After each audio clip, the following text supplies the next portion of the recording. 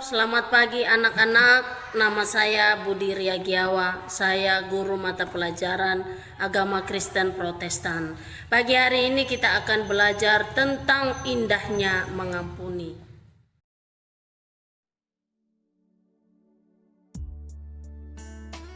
Sebelum kita melanjutkan pelajaran kita pagi hari ini, kita akan berdoa terlebih dahulu.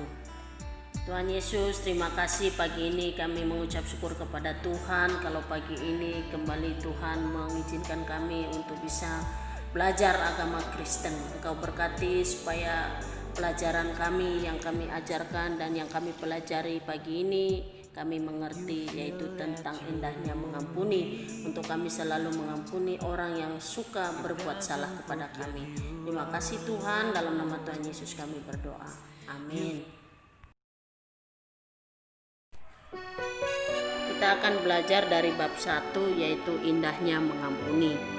Dalam perjalanan setiap kehidupan kita sebagai manusia, tentunya kita saling menjumpai pergesekan-pergesekan, entah itu dalam keluarga, sekolah, maupun lingkungan bermain. Pergesekan-pergesekan itu bisa saja merusak relasi yang terjadi. Tetapi kita harus bisa belajar mengampuni. Ketika kita berhasil belajar mengampuni, kita akan melihat hasilnya, merasakan kedamaian yang telah Tuhan berikan kepada setiap kita. Oleh karena itu, mari kita siapkan hati dan pikiran kita untuk belajar dari firman Tuhan, yaitu Matius 6 ayat 14 sampai 15, Kejadian 45 ayat 1 sampai 14, dan Matius 18 ayat 18 sampai 35. Kita akan belajar juga dari seorang tokoh yang bernama Nelson Mandela. Siapa Nelson Mandela? Dia adalah seorang tokoh pejuang Afrika Selatan yang memperjuangkan keadilan bagi kaum kulit hitam di Afrika Selatan yang ditindas dan diperlakukan secara tidak adil.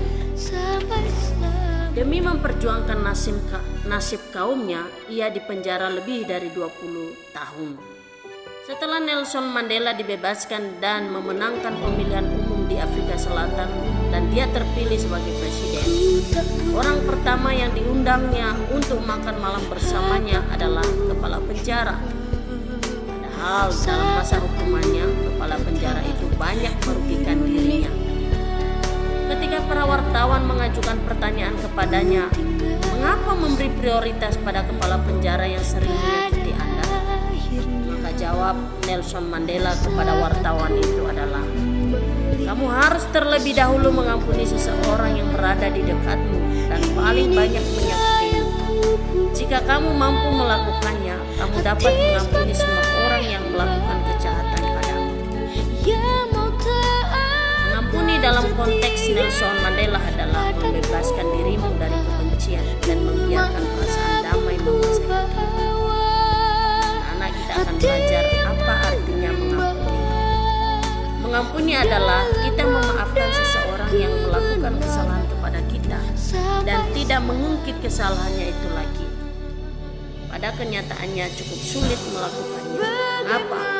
Karena tiap orang memiliki sifat egois atau keakuan yang cenderung menempatkan dirinya sebagai orang yang paling benar, sedangkan orang lain salah, selalu menjadi pihak yang salah. Mengapa demikian? Karena kita selalu tergoda untuk hanya melihat kedalaman diri kita sendiri. Kita berpikir dari sudut diri sendiri dan lupa untuk berpikir dari sudut orang lain. Contohnya, jika terjadi masalah atau pertikaian dengan teman, kita cenderung menyalahkan teman tanpa mau bersusah payah mencari tahu mengapa dia marah pada kita. Padahal kemungkinan ada perbuatan kita yang tidak berkenan baginya. Pengampunan adalah sebuah keputusan dari hati, dan mengampuni tidaklah mengubah masa lalu, melainkan mencerahkan masa depan. Artinya anak-anak, pengampunan yang diberikan tidak berarti menghapus masa lalu karena semua sudah terjadi. Dengan mengampuni, seseorang dibebaskan dari beban kebencian dan hati terasa damai. Dan begitu langkah ke depan menjadi cerah. Bagaimana cara kita mengampuni? Pertama adalah kita berdoa. Hal yang terutama ialah membawa pengampunan itu kepada Allah. Biar Tuhan yang bekerja dan memimpin setiap kehidupan kita untuk mengampuni. Hal yang kedua adalah bersikap objektif atau mengoreksi pada diri sendiri akan kesalahan atau kekurangan yang menyebabkan kebencian, kemarahan, dendam terhadap orang lain. Yang ketiga adalah bagaimana cara kita mengampuni, yaitu mengampuni yang lahir dari hati yang tulus dan niat hati yang baik. Tuhan membantu kita untuk mengampuni sesama, dan Tuhan akan memberi hikmat supaya dapat mengampuni orang lain dan bersedia mohon maaf pada orang lain atas kesalahan yang dilakukan terhadap orang lain. Dalam artinya jangan mengandalkan kekuatan sendiri. Tuhan Yesus sudah mengampuni dengan mati di atas kayu salib. Kenapa kita harus mengampuni? Karena Tuhan Yesus yang telah mengajarkannya, seperti yang ada di dalam doa Bapa kami dalam Matius 6 ayat 9-13. Allah telah mengampuni kita terlebih dahulu. Dia mengirimkan Yesus Kristus untuk menyelamatkan kita. Bagaimana cara kita menjawab pengampunan Tuhan? Yaitu dengan mengampuni orang lain yang bersalah kepada kita, ataupun rela meminta pengampunan pada seseorang ketika kita merugikan dan menyakitinya.